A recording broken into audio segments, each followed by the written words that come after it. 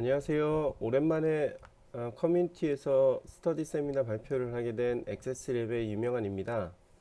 오늘 제가 발표드릴 주제는 오픈스택에서 엣지 컴퓨팅용으로 나온 스타링 X라고 하는 프로젝트에 대해서입니다. 이 스타링 X를 저희 회사가 개발한 암 서버에 설치하는 내용을 전체적인 주제로 잡고 준비를 했고요. 단 한 가지 호기심 때문에 시작을 했는데 그 호기심이 이렇게 길어지는 삽질의 여정일 줄은 몰라가지고 저도 좀 당황스러웠던 경험이었습니다. 그래서 그 경험을 오늘 한번 여러분들과 나눠보려고 하니까요. 잘 들어주시면 감사하겠습니다. 먼저 스타링 X에 대해서 설명드릴까 합니다. 그 오픈스택이 처음 국내에 소개될 때도 자료가 별로 없어서 힘들었었던 것처럼 스타링 X도 시작된 지 이제 얼마 안 되는 프로젝트이다 보니까 실제 국내에 많이 잘 알려져 있지 않은 프로젝트입니다. 그래서 이 스타링 X에 대해서 이번 기회에 조금 설명드리고 스타링 X가 타겟으로 삼고 있는 엣지 컴퓨팅이라는 거에 대해서도 조금 더 설명드릴까 해서 이제 요 첫 번째 주제를 잡아봤고요. 본격적으로 스타링 X를 암 서버에 올리기 전에 일단 레커멘드 하고 있는 인텔 서버에 먼저 올려보고 돌리는 과정을 전체적으로 설명드리고 그 이후에 암 서버에 올리는 과정을 비교해 드려야 아마 차이점을 아실 수 있을 것 같아서 인텔 서버에 올려보는 과정도 간단하게 정리해 드릴 거고요. 스타링 X는 기본적으로 인텔 서버를 레커멘드 하고 있는데 왜 제가 암 서버를 택해서 암 서버 기반의 이런 삽질을 시작을 했는지 그 이유도 한번 설명드리고 그 이후에 저희가 진행하고 있는 암 서버 내용을 좀 설명드릴까 하고 마지막에는 스타링 X랑 비교가 되는 또 하나의 프로젝트를 소개하면서 제 세미나 발표를 마칠까 합니다. 자, 그럼 시작해 보겠습니다. 스타링 X 프로젝트 사이트에 접속해 보면 스타링 X를 다음과 같이 정의하고 있습니다. Starlink X is a complete cloud infrastructure software stack for the edge라고 해서 이 엣지 컴퓨팅을 위한 아니면 어떤 엣지 환경을 위한 완전한 클라우드 소프트웨어 스택이 스타링 X가 타겟으로 삼고 있는 목표다라고 해서 이렇게 정의를 내리고 있고요. 그 엣지 컴퓨팅에 해당되는 사물 인터넷이라고 불리는 IoT 중에서도 엣지는 인더스트리얼 IoT라고 해서 산업용 사물 인터넷 분야가 있습니다. 그래서 이런 분야가 있고 그 다음에 텔코 분야, 그 다음에 비디오 딜리버리, 그 다음에 여러 가지로 그 레이텐시가 굉장히 낮아야 되는 아주 크리티컬한 어떤 유즈 케이스에 맞춰서 만들어진 프로젝트가 스타링 X다. 그래서 스타링 X는 컨테이너 기반의 인프라스트럭처를 엣지 컴퓨팅 환경에 제공한다라고 하는 이런 간단한 문구들이 있는데요. 이걸 제대로 좀 이해해 보려면 먼저 엣지 컴퓨팅이라는 거에 대해서 좀 아셔야 그 환경에 맞는 어떤 클라우드 환경을 구축하자고 하는 프로젝트가 스타링 X니까 먼저 엣지 컴퓨팅에 대해서 살짝 살펴볼까 합니다. 엣지 컴퓨팅에 대한 얘기는 굉장히 많은데 간단하게만 먼저 보자면 IDC라고 하는 그 레포팅 기관에서 2017년과 18년에 똑같은 주제로 발표를 했는데 이 주제는 그거였어요. 2025년도 지금부터 이제 한 5년 뒤가 되겠죠. 그때 전 세계에 흘러다니는 데이터량이 얼마나 될까를 예측하는 보고서였습니다. 근데 재미난 거는 똑같은 주제를 가지고 똑같은 기관에서 보고서를 냈는데 2017년에는 163 제타바이트라고 예측했던 반면 단 1년 만에 175 제타바이트. 여러분들도 아시다시피 1 제타바이트는 1조 기가바이트잖아요. 그러니까 단 1년 만에 대략 10조 기가바이트 이상의 데이터 차이가 난 거예요. 그렇단 얘기는 실제 2025년이 되면 175 제타바이트보다 더 많은 가령 예를 들어서 200 제타바이트 정도도 될 수 있다는 얘기인 거죠. 그럼 이 정도 량이 얼마나 되는지를 제가 한번 따져봤습니다.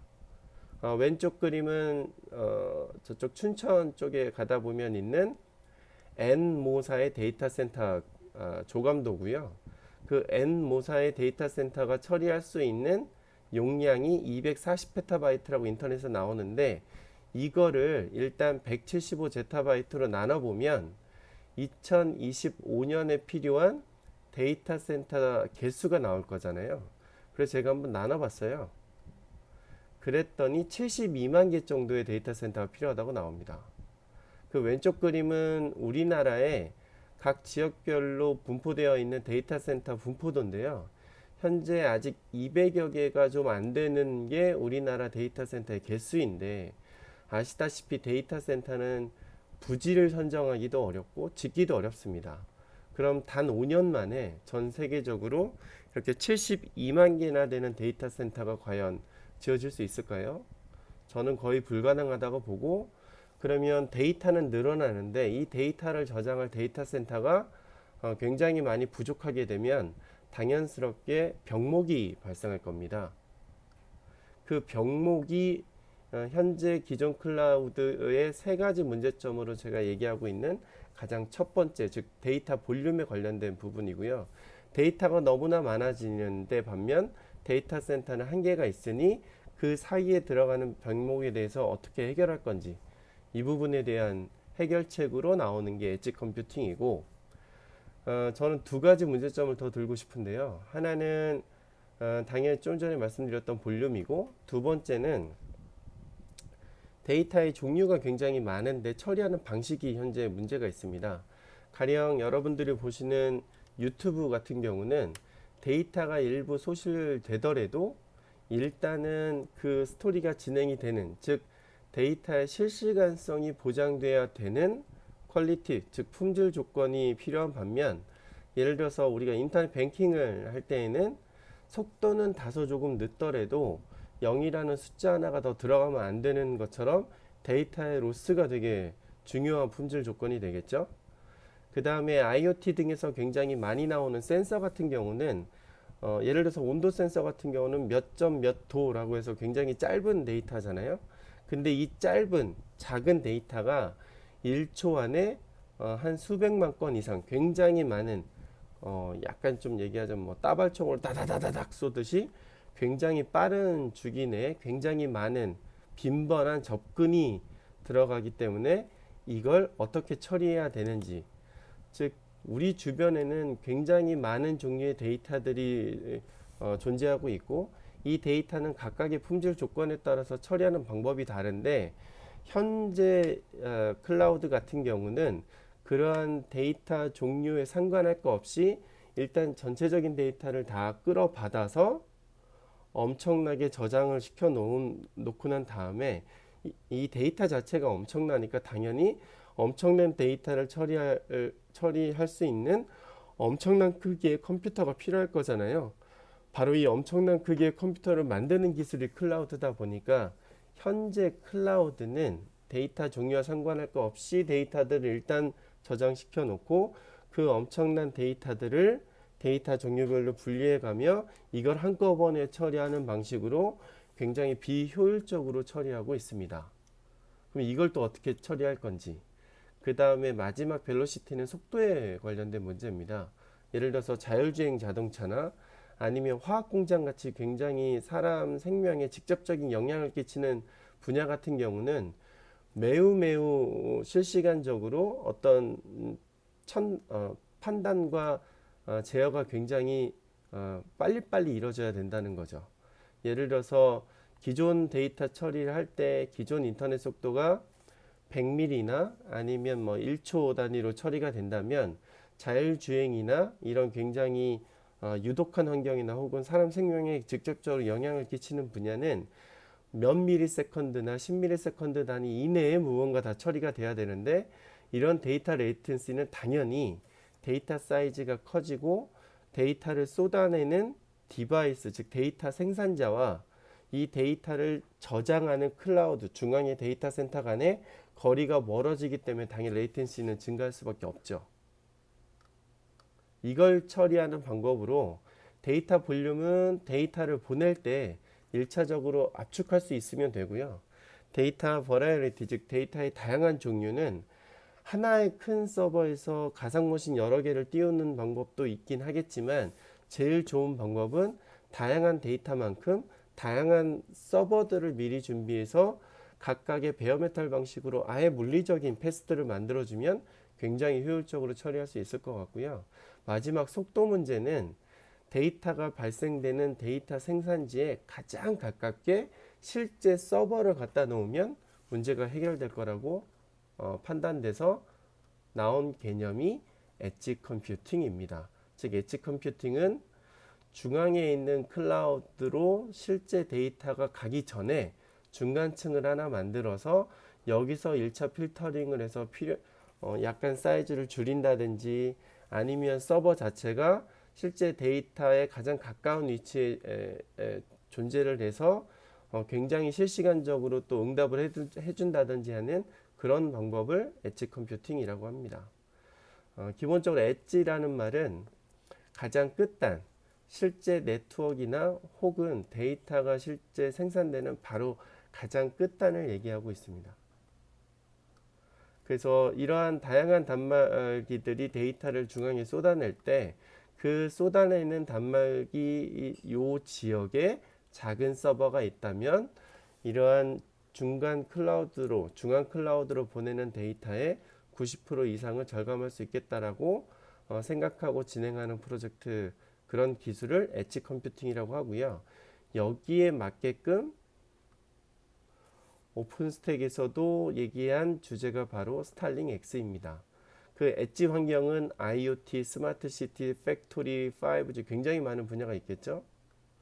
거기에 맞게끔 어떠한 환경이라도 완전한 클라우드 소프트웨어 스택을 제공하고자 출발한 프로젝트가 오픈스택에서 얘기하는 스타링 X입니다. 그래서 이 그림이 스타링 X의 전체적인 소프트웨어 스택 구조도인데 여러분들이 잘 알고 있는 대부분의 어떤 서비스 아키텍처랑 크게 다르지 않습니다. 근데 다만 제가 관심 있게 본 부분은 왼쪽에 보시면 IPMI 레드피쉬라고 해서 서버를 원격 관리할 때 사용하는 실질적인 BMC 프로토콜이 기록되어 있는데 이게 왜 있는 건지 궁금했고요.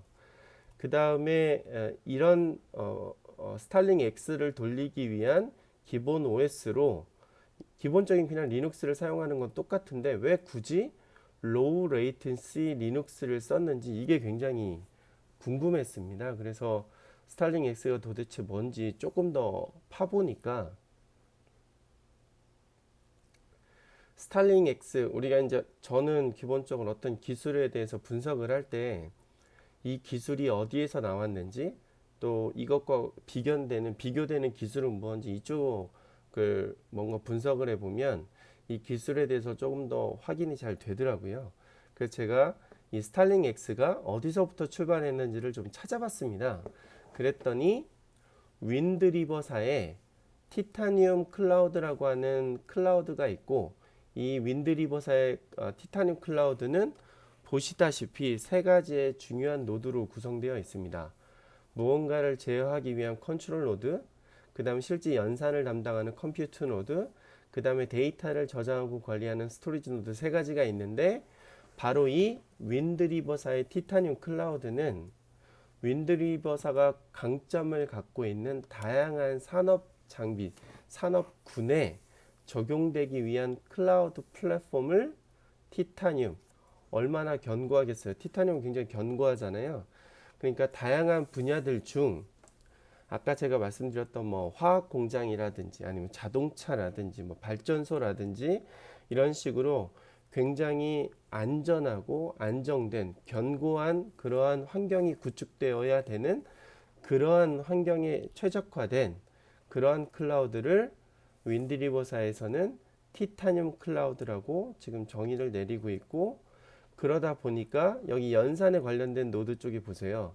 인더스트리얼 그레이드 리눅스라고 되어 있죠. 이거는 일반적인 컴퓨팅이나 클라우드만 보셨던 분들은 아마 잘 모르실 건데 예를 들어서 산업 장비 같은 것들 만들 때 예를 들면 뭐 원자력 발전소가 됐던 화학 공장이 됐던 그런 데 들어가는 장비들은 부품부터 즉 하드웨어부터 소프트웨어까지 등급 일반적인 우리 주변에 있는 커머셜 그레이드라고 불리는 우리 주변의 일반 상용과는 조금 다르게 가령 뭐 예를 들어서 마이너스 몇 호부터 몇 호까지 동작돼야 되는 하드웨어도 만족시켜야 되고 그 다음에 리얼타임으로 응답해야 되는 것도 몇 미리세컨드 이내나 몇십 미리세컨드 이내를 만족시켜야 되는 그런 굉장히 까다로운 조건들이 있어요. 특히 이런 산업 현장 같은 경우는 사람이 직접적으로 들어가기가 매우 곤란한 환경도 많다 보니까 스스로 부팅을 한다든지 예를 들어서 뭐 다운됐다라고 판단됐을 땐 스스로 부팅을 하거나 혹은 원격에서도 손쉽게 이런 것들을 관리할 수 있는 매우 안정적인 환경이 필요한데 그런 매우 안정적인 환경으로 조금 더 특화된 리눅스를 인더스트리얼 그레이드 리눅스라고 윈드리버사에서 얘기를 하고 있습니다. 원래 윈드리버가 이거 기반으로 굉장히 잘하는 회사이거든요. 그래서 그 바로 위에도 리얼타임이나 로우 레이턴시라고 하는 이런 굉장히 민감한 산업 경영에 맞게끔 하는 이런 내용들이 다 들어가 있어요. 그래서 이거를 조금 더 그림을 또 확장시켜 보면 컨트롤 로드는 요 빨간색의 윈드리버가 구축한 티타늄 클라우드 이제 티타늄 클라우드를 구축하기 위한 요 플랫폼을 윈드리버사에서는 티타늄 컨트롤이라고 부르는데 이 컨트롤 노드는 중앙에 있는 IT 환경하고 그러니까 여기서는 클라우드나 아니면 중앙 관제 서버 같은 것들이 되겠죠. 거기와 얼마나 잘 연동시키는지에 대한 관련된 부분이 들어가 있을 거고 그러니까 이쪽 예를 들면 원격에 있는 원자력 발전소에 있는 환경에 어떻게 하면 손쉽게 제어를 하고 모니터링을 하고 감시할 수 있는지 뭐 이런 것들이 요 컨트롤 노드가 담당하는 부분이고요. 실제 그 엣지 환경, 즉 그 민감한 환경에서 무언가 처리하고 있는 연산을 담당하는 컴퓨터 노드는 보시다시피 로봇이나 각종 센서나 혹은 CCTV 같은 것들과 연동시키는 이런 다양한 환경, 산업 환경에 맞는 것들과 연동이 되고 그때 발생한 데이터는 중앙에 있는 시스템과 바로바로 연동할 수도 있지만 환경에 따라 마치 블랙박스처럼 내부에 일단 저장시켜 놨다가 이걸 나중에 연동시키거나 혹은 보안상 연동시키지 않을 수도 있게끔 하기 위해 SAP 기반의 스토리지 노드를 제공하고 있습니다. 이 기본적인 환경이 나중에 스타링 X로 바뀐 거예요.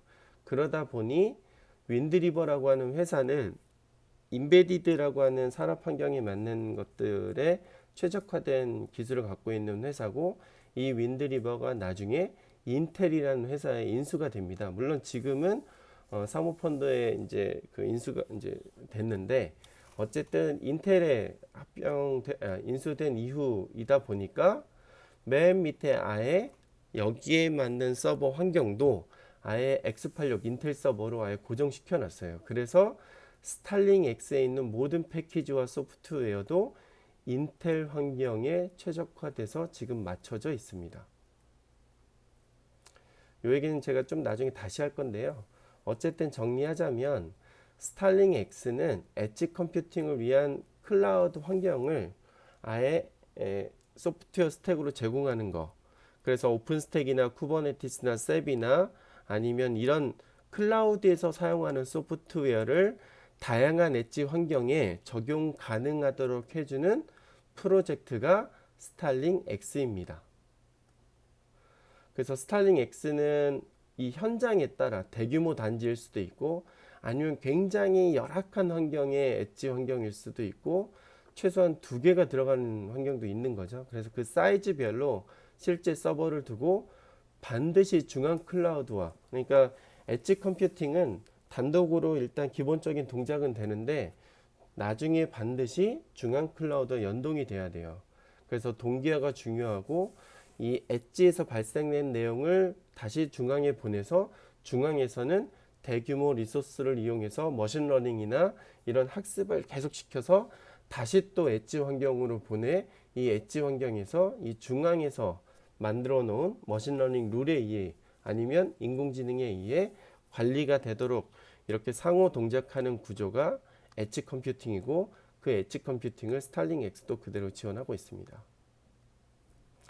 그래서 엣지 컴퓨팅에 사용되는 환경 자체다 보니까 가령 예를 들어서 여러분들 손목에 차고 있는 이제 다양한 밴드나 이런 식의 커머셜 그레이드가 아니라 아까도 말씀드렸다시피 굉장히 위험한 크리티컬한 환경에 그러한 산업용 사물 인터넷이라고 하는 IIoT 같은 환경에 로봇이나 드론 같은 경우 뭐 이런 데에도 적용할 수도 있고, 그 다음에 헬스케어 쪽에서는 특별하게 우리가 왜 그 CT나 이런 것들 병원에서 찍고 나면 병원에서는 팩스라고 불리는 굉장히 높은 화질의 이미지 파일들을 전송하거나 하거든요.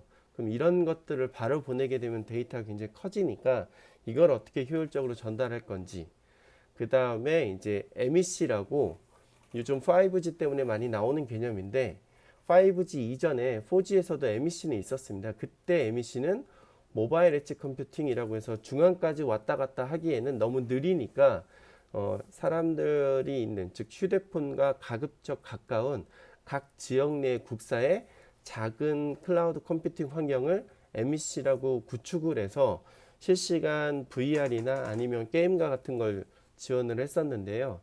이게 5G로 넘어오면서 이제는 휴대폰뿐만 아니라 로봇이나 드론이나 아니면 자동차 같은 것과도 연동을 할 수 있도록 멀티 액세스라는 말로 약간은 바뀌었습니다. 어쨌든 이 모든 것들에 스타링 X가 사용된다. 그래서 스타링 X는 엣지 환경에 가상화 플랫폼을 제공하는 것으로 이 스타링 X가 목표로 삼았던 것은 구축이 쉬워야 되고, 그러니까 배포나 구축이 어떤 환경에서든 환경 자체가 중앙에 있는 환경보다는 열악하니까 보다 더 쉽게, 그 다음에 그렇게 사람 손이 많이 가지 않더라도 관리가 돼야 되고, 왜냐하면 사람 손이 많이 간다는 얘기는 원격으로 가급적 사람이 덜 가야 되는 위험한 환경에서는 맞지 않잖아요. 그래서 가급적이면 적은 노력으로 쉽게 관리가 되고, 그 다음에 중요한 건 어떤 이벤트가 발생했을 때 빨리 응답할 수 있어야 돼요. 유독가스가 발생했거나 굉장히 뭐 예를 들자면 자율주행 자동차 같은 경우 예를 들면 전방에 뭐가 감지가 됐을 때 굉장히 빨리 응답해야 되는 것처럼 그런 빠른 응답이 중요하고, 그 다음에 이 환경에 서버가 문제가 발생했을 때 최대한 빨리 복구가 돼야 되는 것을 염두에 두고 있습니다. 그래서 스타링 X는 버전에 따라 1.0에는 기본 물리 서버에 오픈 스택을 올리는 것, 그러니까 엣지 환경에 서버를 갖다 두고 거기에 오픈 스택 올리는 걸 목표에 뒀다면 2.0에는 이게 컨테이너 기반으로 바뀌었습니다. 그래서 지금은 쿠버네티스 기반으로 바뀌었고, 3.0부터는 분산 클라우드를 좀 적용을 시켜서 다양한 환경에 분산할 수 있게끔 하는 기능들이 구조적으로 변경되어 있습니다. 아까 제가 IPMI 말씀드렸는데 이게 뭐냐면 호스트 매니지먼트라고 해서, 물론 일반 서버도 이게 다 들어가야 되지만 특히 스타링 X가 타겟으로 삼고 있는 엣지 환경은 워낙에 멀리 떨어져 있는, 즉 엣지 쪽에 떨어져 있고 가급적 사람이 자주 갈 수 없는 환경일 수도 있다 보니까, 예를 들어서 문제가 발생하더라도 스스로 페일오버가 된다든지, 혹은 페일오버가 할 수 없는 환경일지라도 서버가 문제가 발생을 하면 그 문제가 발생했을 때 자기 스스로 재부팅을 해서 바로 복구한다든지 이런 것들을 처리하려면 서버 CPU를 직접적으로 원격에서 관리하는 바로 이 BMC, 베이스보드 매니지먼트 컨트롤러라고 하는 이 BMC랑 무언가 연동이 돼야 되는데, 그걸 스타링 X는 호스트 매니지먼트라고 해서 현재 서버에 구축되어 있는 IPMI 2.0과 차세대 BMC 프로토콜이라고 해서 DMTF에서 만들고 있는 레드피시라고 하는 API 등을 여기서 지원하려고 지금 하고 있고요. 서비스를 관리하는 방법도 가장 기본적인 페일오버 구조, 그러니까 액티브와 스탠바이 노드 두 개를 가지고 구축할 수 있게끔 가장 기본적인 환경을 제공하고 이제 얘기하고 있는데, 이렇게 되는 이유는 엣지 컴퓨팅 환경 특성상 대규모 데이터 센터처럼 서버가 많이 들어갈 수가 없어요. 그래서 가장 간단한 HA 구조 아니면 한 대로 구성할 때에는 이게 또 페일오버가 안 되니까 와치독 같은 걸 적용을 해서 일정 이상 시간 동안 응답이 없으면 바로 재부팅을 시켜가지고 복구시키는 이런 내용들이 조금 더 특화돼서 적용이 돼야 되는 게 엣지 환경입니다.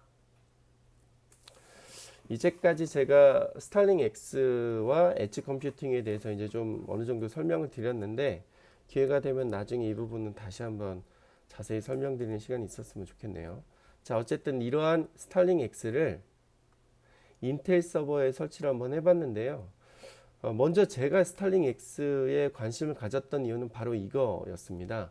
스타링 X 그 문서 사이트에 들어가 보시면 스타링 X를 설치하기 위한 미니멈 하드웨어 사양이 나오는데 메모리를 32, 64GB나 요청하더라고요.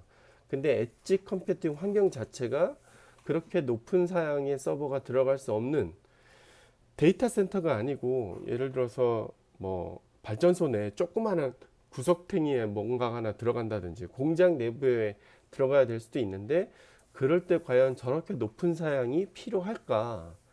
예를 들어서 제가 테스트한 걸로는 오픈 스택을 물론 아주 간단하게 쓰긴 하지만 오픈 스택을 대부 스택으로 구축할 때에도 메모리 8GB 이상이면 충분히 동작 가능하거든요. 근데 이렇게까지 높은 사양이 필요할까 싶다라고 하는 요 하나의 호기심 때문에 사실 이 삽질이 시작된 거였었어요. 그래서 일단은 암 서버에 올리기 전에 어떻게 올리는지를 먼저 알아야 되니까 제가 인텔 서버에 올리는 방법을 한번 그 문서 사이트 보고 해봤고요.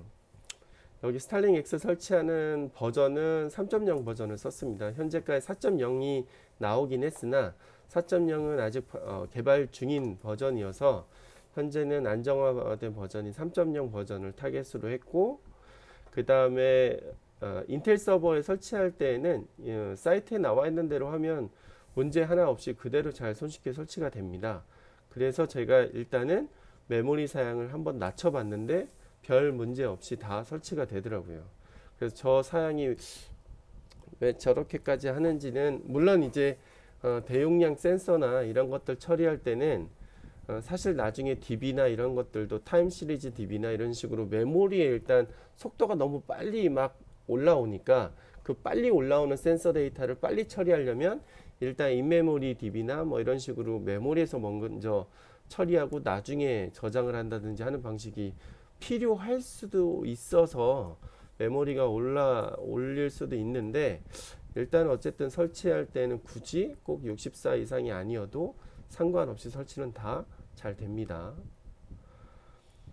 그래서 일단 설치하기 전에 설치할 환경을 먼저 쭉 이렇게 준비를 하고 그 다음에 본격적인 설치를 하면 되는데 한 가지 재미난 거는 우분투에서 설치 명령어를 진행을 하고 관련된 내용들도 다 이 스타링 X는 우분투를 개발한 캐노니컬의 런치패드를 사용하는데 실제 그 안에 들어가는 패키지들은 전부 다 CentOS입니다. 이 너무나 좀 아이러니한데 아까 윈드리버에서부터 출발을 했고 윈드리버는 인텔에 넘어가서 CentOS나 레드햇 계열을 굉장히 많이 지원하잖아요. 그 사실은 이 내부의 코어 패키지들은 전부 다 CentOS예요. 근데 이 CentOS의 이미지들을 컨테이너 기반이니까 사실 상관은 없겠죠. 그래서 우분투에서 진행을 하고 이런 거기 때문에 PC에서는 문제가 안 됐는데 아키텍처가 변하니까 여기서부터 이제 꼬이더라고요. 어쨌든 실제 내부 패키지는 전부 다 CentOS입니다. 그래서 실제 설치하는 방법은 왼쪽에 있는 그림처럼 실제 가상머신 부팅시킨 다음에 올인원으로 선택만 하면 한 사양에 따라서 한 좀 길게는 한 수십 분 정도 걸릴 수 있어요. 그래서 그냥 기다리다 보면 설치가 다 끝나고 이렇게 로그인 환경이 나옵니다. 근데 이 로그인 환경은 이제 호라이즌으로 접속해서 확인할 수 있고 이걸 어떤 포트에서도 접속 가능하도록 저희가 한 거는 이제 IP 테이블스 이용해서 그냥 포트 포워딩 해가지고 언제 어디서나 이제 접속할 수 있게끔 해서 최종적으로 이렇게 그 스타링 X도 엣지 환경에서 완전한 오픈스택 같은 환경을 구축하는 거다 보니까 우리에게 익숙한 호라이즌 인터페이스가 그대로 잘 실행되는 것까지는 인텔에서 확인했습니다. 근데 제가 왜 이거를 암 서버로 얘기하냐면 아까 제가 엣지 컴퓨팅에 대해서 말씀드렸죠. 근데 이 엣지 컴퓨팅의 데이터를 생산해내는 이 환경이 실제 이렇게 일반적인 데이터 센터와는 좀 다릅니다. 이거는 극명하게 제가 사진을 골라서 올려드린 건데요. 오른쪽 환경처럼 굉장히 삭막한 환경에 아주 좁은 공간에 거기에 항온항스뿐만 아니라 전력 공급 자체도 열악한 이런 환경에 엣지 컴퓨팅을 구축해야 될 건데 그리고 이런 경우가 더 많을 거예요. 스마트 시티라고 해서 시티 내 빌딩보다는 스마트 시티 같은 경우도 이번에 태풍처럼 그 시티의 외곽 지역에 이렇게 막 무너지는 막 그런 환경을 구축하는 경우가 많거든요. 또 공장은 더더욱 말할 것도 없을 뿐만 아니라 뭐 발전소나 이런 데는 더 하겠죠. 산중이나 이런 데도 더 할 거고. 그래서 이렇게 열악한 환경에 구축할 때에는 당연히 인텔에 비해서 전력 소모도 적고 그 다음에 전력 소모가 적다는 얘기는 발열이 낮다는 얘기예요. 그리고 발열이 낮다 보니까 뭐가 하나 좋으냐면 요건 좀 실제 써보신 분들은 아시는데 인텔 서버 데이터 센터는 한 30도만 넘어가도 난리가 나잖아요. 근데 저희 회사에서 개발한 암 서버 같은 경우는 뭐 4, 50도가 돼도 끄떡없이 잘 동작합니다. 저희가 여름에 에어컨 끄고 다 퇴근을 해도 전혀 문제없이 서버들이 계속 동작하는데 문제가 없었기 때문에 이런 열악한 환경에 잘 적응하는 게 ARM 프로세서의 특징이고 그러다 보니까 이러한 요즘 또 엣지 컴퓨팅에서 빼놓을 수 없는 마이크로 데이터 센터 혹은 모듈러 데이터 센터라고 해서 소프트웨어 컨테이너가 아니라 실제 우리가 이렇게 배에 실는 실제 컨테이너 박스를 내부적으로 구조를 바꿔서 뭐 이렇게 에어컨이나 전원 같은 것들을 내부에 집어넣어 놓고 여기에 서버를 넣어 놓으면 아주 초소형의 작은 데이터 센터가 만들어질 수 있잖아요. 이게 그 엣지 환경에 들어가니까 여기에 인텔 서버를 몇 대 놓는 건 굉장히 비효율적이겠죠. 그리고 실제 이런 컨테이너 박스가 들어갈 수도 없는 환경도 사실 부지기수입니다. 재미난 거는 이런 부분에 대해서 이제 각 서버 벤더들도 연구를 하고 있고요. 올해 2월 달에 델에서도 이렇게 초소형 모듈러 DC를 만들어서 이렇게 런칭을 하고 있어요. 이렇게 열악한 환경이니까 서버를 집어넣고 이 안에 각종 외부와 통신할 수 있는 통신 장비뿐만 아니라 센서 단말기들도 넣고 원격에서 무언가 관리도 하되 문제가 생기면 자동으로 재부팅한다든지 하는 그런 내용들이 이 안에 구축이 돼야 되겠죠. 그러다 보니까 기왕이면 인텔 서버보다 이런 엣지 환경에 더 최적화된 암 서버가 좋겠다 싶어서 저희 회사에서 개발한 초소형 엣지 컴퓨팅 암 서버를 기반으로 스탈링 X를 올려보게 되었습니다.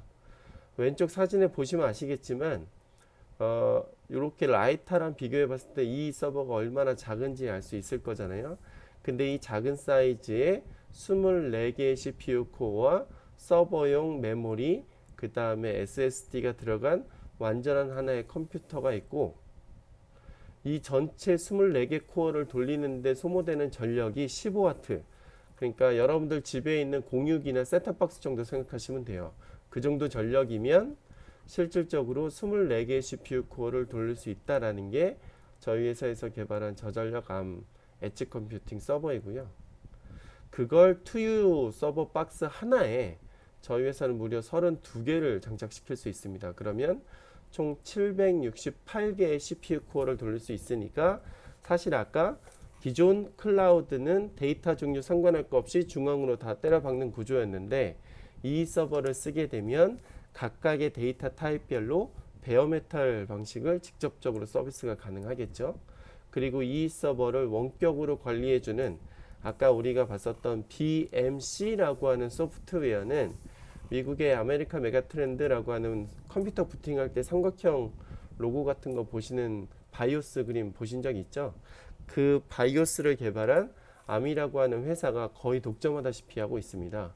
근데 저희는 원격에서 손쉽게 관리하는 BMC를 자체적으로 개발했기 때문에 기존의 아미사는 인베디드 리눅스 타입으로 만들어져서 여러분들이 어플리케이션을 포팅하기가 매우 어려운데 저희는 일반 우분투를 사용하고 있기 때문에 여러분들 회사에서 사용하는 서버 관리 프로그램이나 플랫폼을 손쉽게 얹을 수 있습니다. 그래서 이런 ARM 서버야말로 엣지 환경에 최적이니까 저희가 ARM 서버 기반의 이 스타링 X를 설치해 보려고 삽질을 시작했는데 결과적으로 말씀드리면 중간 과정 진행 중입니다. 자, 제가 일단은 전체적으로 스타링 X를 설치하는 과정을 이렇게 요약을 한번 해봤어요. 제일 먼저 ISO 파일을 생성하기 위해서 일단 도커 이미지를 하나 만듭니다. 이것부터도 일단 암에서는 굉장히 스타링 X는 어려워요. 왜 그러냐면 일단 그 전에 도커 이미지를 생성하는 즉 ISO 파일을 생성하는 이유는 스타링 X는 엣지 환경 기반으로 무언가 동작시키는 플랫폼이라고 말씀드렸잖아요. 그럼 중앙 클라우드 입장에서는 저쪽 먼 거리에 떨어져 있는 아주 엣지 단에 예를 들면 원자력 발전소나 이런 공장이나 이런 데에다가 중앙 클라우드에서 만들어진 엣지 클라우드 컴퓨팅을 손쉽게 디플로이를 하고 싶을 거예요. 그럴 때에는 ISO 이미지를 사용하는 게 굉장히 편하겠죠.